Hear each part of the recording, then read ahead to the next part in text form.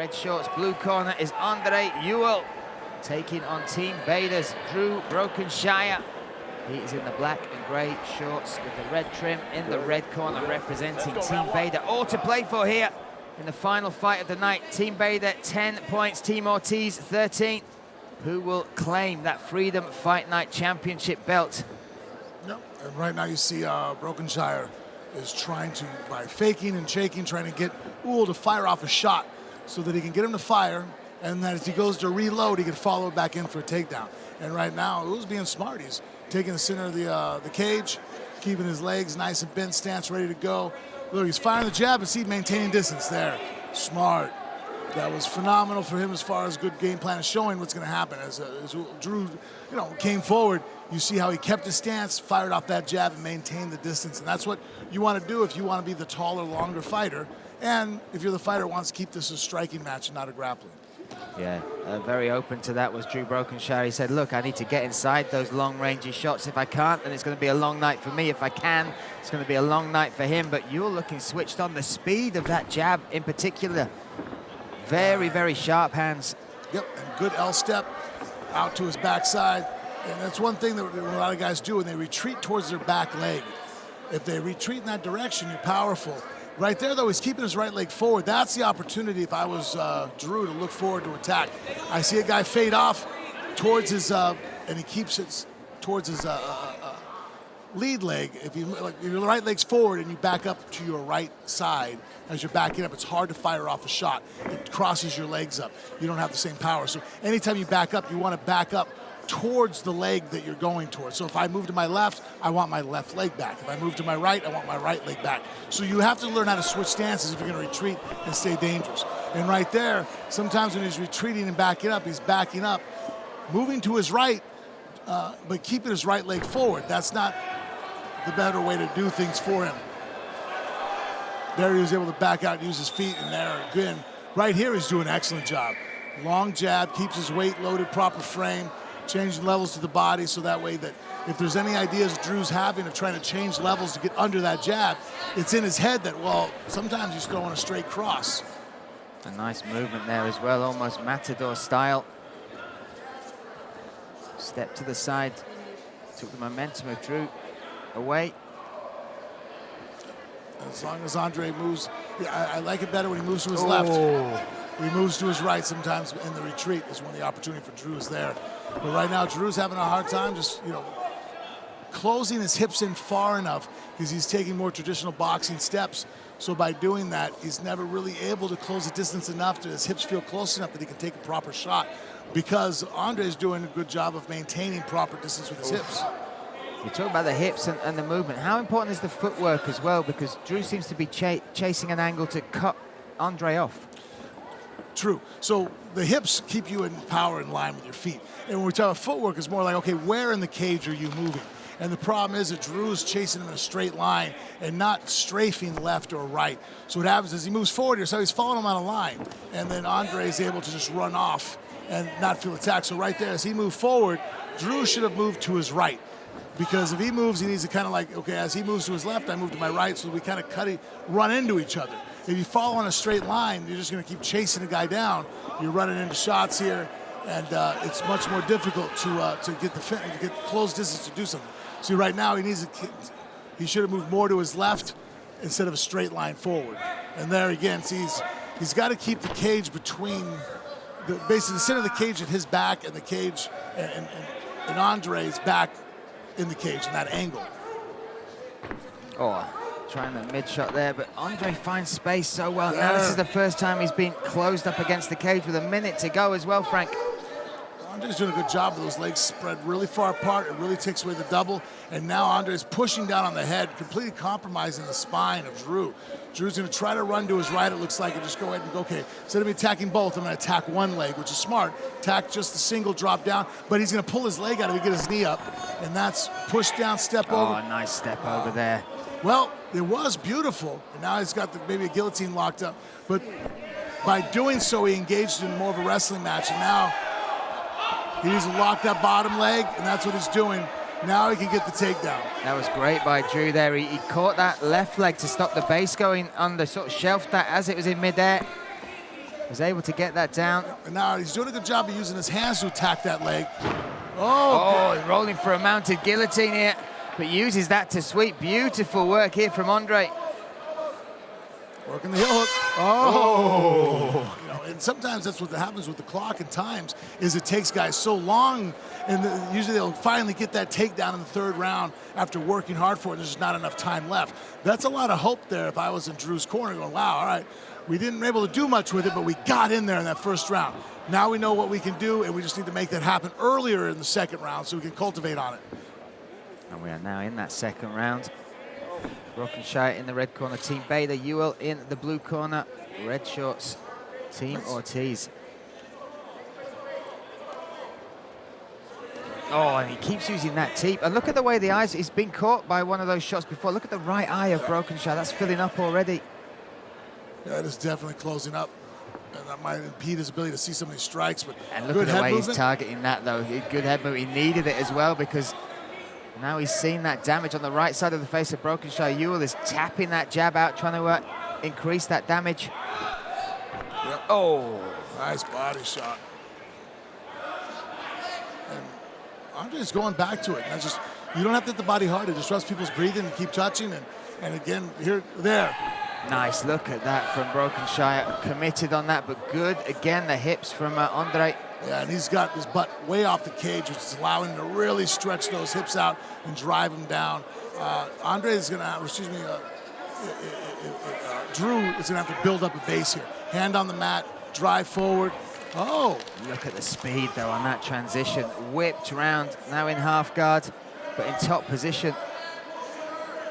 Yeah, I was wondering about that. That was good. I like to showcase his well-roundedness, taken down. I'm like, why even be there? Drew digging deep now. He's trying to make it ugly, which is exactly what he needs to do, Frank. You got the beautiful footwork and striking of Andre Ewell. Well, look what we said. He got the takedown now with 3 minutes left. And so it looked like Brokenshire's looking for that guillotine, locking it up. But that's, by going for that guillotine and giving up the takedown, that's kind of like it's a Hail Mary. It's like, well, if you get it, great. Now he stepped over that inside leg. He's trying to step over both, but he let go of that inside leg, which allowed Drew to go ahead and work Andre would work his way up. He likes that choke, but again, at that angle, it's going to be hard to finish it, not impossible. But he's also open there for the Von Flue. If Drew can get his right arm over the shoulder and get his hands connected. And right now he's using his leg to shelf that bottom leg. But the problem is because, again, great job on Andre attacking that neck, because it's really slowing down the offense of Ewell. Or excuse me, Brokenshire, because he's not able to really get much going, because he's really trying to stay on top and hold. Just a little mistake there from Drew Brokenshire. Just gave a bit of space, and it was taken and used by Andre to get back to his feet. Now he's looking for a takedown. But now, again, Brokenshire has found a way to change where this fight is taking place. This is where he wants to keep it connected. Locked in, going for it, and this is going to be a nice, hard grind and test the cardio and the ability of Ewell. You know, how hard did you train for this? Did you take me lightly? Did you think because you came from the UFC, you know? And not saying he did, just that we're going to push. All those things, right? Yeah. Grind, push, drive. And also, too, hands connect. He's taking him down this one. Well, you feel his energy increasing as well with the more success that he's having. Ewell's gaining momentum right now. Also, too, the thing that kind of discourages you as the guy, I've been there. You know, you go into a practice and there's some guy who shouldn't be able to, keep up with you. And everybody knows. And all of a sudden, like, he's going move for move with you. It kind of discourages you a little bit because you're like, hey, wait a minute, man. I'm the big dog here. What are you doing fighting back? And so that can also sap you a little bit and cause a little bit of discouragement because here, Andre is pretty much, and most people you talk about, a lot of people that know the fight game are like, oh, man, this is going to be a, this kid Drew Brokenshire has his work cut out for him. And all of a sudden, he's in a fight right now where it's round 1-for-1 now, in my opinion. I think that he's definitely one. Yeah, and you add that to it as well. Now he's got this position and he's starting to cause some damage. Yeah, that was a beautiful hard elbow right over the top, definitive shot to solidify that he's got this position.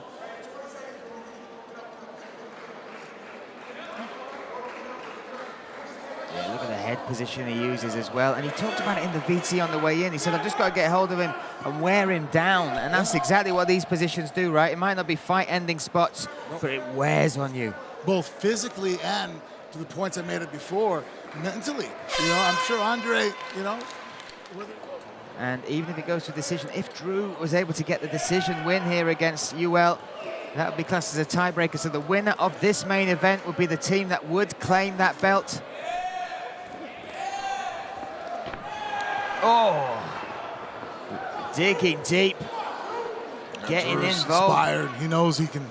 He sees that the victory could be his. He believes, right? He believes now. He believes now, whether he did or didn't. I don't know how much confidence he had walking in, but you can see a guy right now that sees his opportunity in front of him. He's inspired. And inspiring. Look at the effort he's putting in, and now driving towards the cage. Wow. Yep. And now that takedown within 4 minutes, 25 seconds, Frank. Each round he has progressed and adjusted, and now you see the frustration on the face of Andre Ewell. Yeah, this could be the fight here, guys. Locking up, good position. He's keeping his feet away from the cage, smart, understanding where he's at. And right now, you're seeing a guy who's fighting more survival and another guy who's fighting more to win.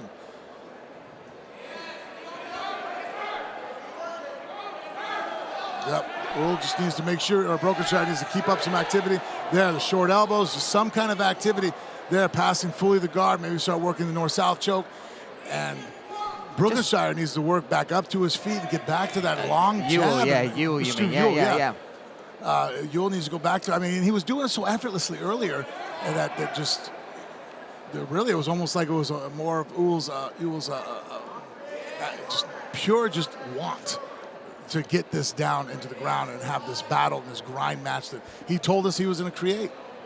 He's certainly done that, and he came out with a roar into round number 3. Gets the takedown within 30 seconds of the opening of that round.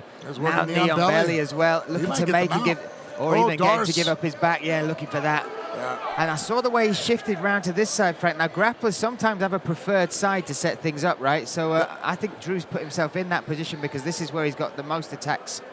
And now looking to take the back, the rear naked choke, that is the move. But he's been reversed now. Yep.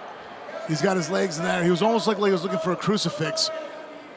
But Ewell was able to go ahead and get his arm out from between and over the top. So if he can get his arm across the body, he can reverse his position. But even when he was there before, immediately you see that, here we go, look, heel hook attempt. Oh, he's going to drop right round. Look at that. You can see the legs position. He was trying to move to that. Yeah. Isolate the left leg. The he's coming out the side right now. Just right now, really, you know, Ewell is a superior grappler, even though right now, three-quarter Nelson. Drew. Drew has got the, he's turning the corner here. Now Andre's got the three-quarter Nelson. Yeah, he's got three-quarter Nelson and the inside hook in, and he's driving down. But a nice reversal from him, right? He was in a bad spot just 20 seconds ago, and now he's threatening. Yeah, if he could push him and bump him down, maybe he can work the Darce. But now we're back to our feet. 1 minute, 55 seconds left to go in our main event here. And again, all to play for. Team Bader, 10 points. Ortiz, 13. Driving towards the cages. Drew Brokenshire chasing his man down. Look at that, not giving him an ounce of space to breathe, Frank. This is coming down just to who wants it more. Oh, there's the takedown. He's got him. Pulls away those ankles. Gets it back down to the mat. See if Drew can lock that bottom leg and keep it flipped on the other side. If right now it's going to be a battle of that right leg of Brokenshire. If Brokenshire can get that right leg behind him and out, he can get to his knee, he might have escaped his position.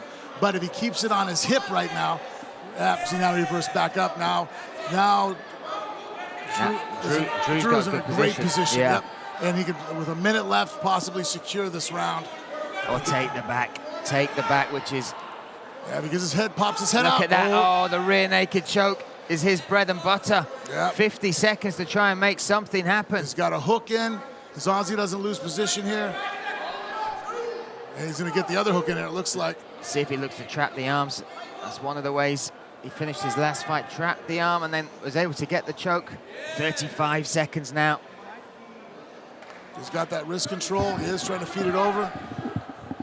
He's got the wrist again. He needs to make sure that he keeps that right wrist locked, because if he gives it up, Brokenshire is going to be able to belly down and get to his knees and end up on top, and that could be the difference in this round right now. Oh my goodness.